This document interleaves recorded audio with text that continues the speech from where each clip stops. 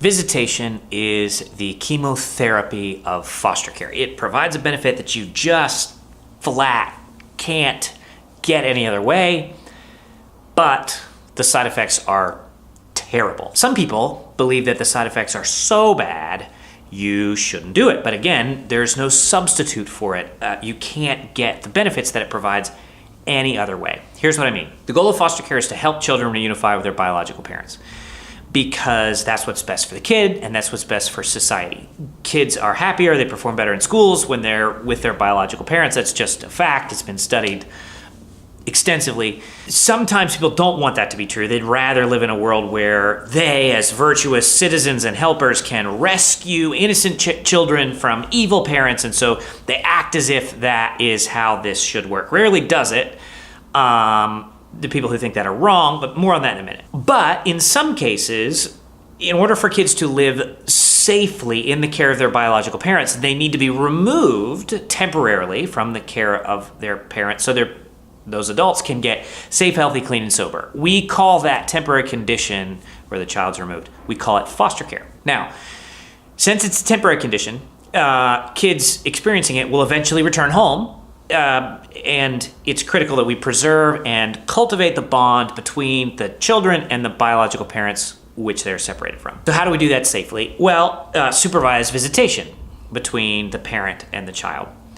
And there is a ton of research which shows a very strong correlation between the quality and quantity of visits and the likelihood that reunification will happen.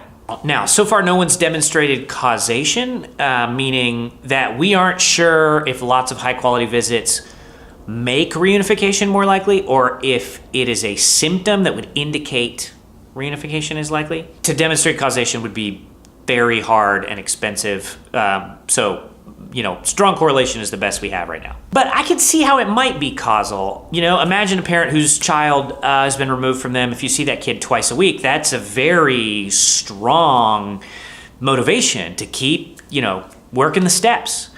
So not proven, but I could imagine how it would be causal. So then the conclusion would be, if it is true that our goal is to help kids reunify with their parents, and visitation is strongly correlated with the likelihood that that will happen, then visitation is a high leverage activity for anyone working in foster care. And yet it creates some nearly unbearable symptoms. Scheduling's a nightmare for one. Imagine attempting to triangulate the child's routine, the foster parent schedule, the bio parent schedule, and the visit supervisor availability. It can be like trying to find a needle in a haystack if the needle won't text you back. Second, visits bring up some really complicated emotions for children. And complicated emotions lead to troubling behaviors. And of course, when biological parents are fearful and angry and dripping with shame, they sometimes lash out. The complicated emotions make for troubling behaviors, not just in children, but in adults too. So bio parents feeling complicated emotions will lash out and sometimes accuse the people who are trying to help them, visit supervisors and the foster parents. But those symptoms are, in my estimation, worth the benefit that we get in exchange. Personally, I wish that visitation were more frequent when parent is participating in the case plan and less frequent when they're not.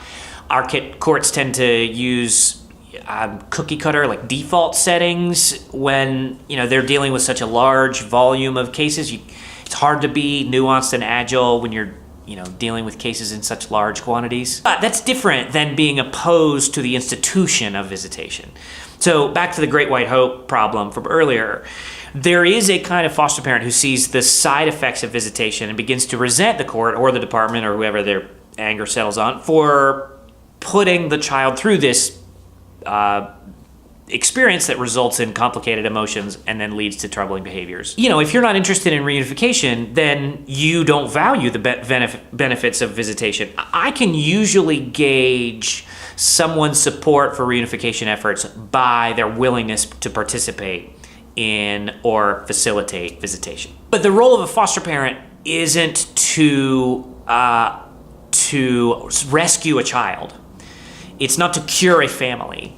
It is to deal with the side effects created by the attempts of the department, the state, to reunify a family. And that is hard. It's really, really hard.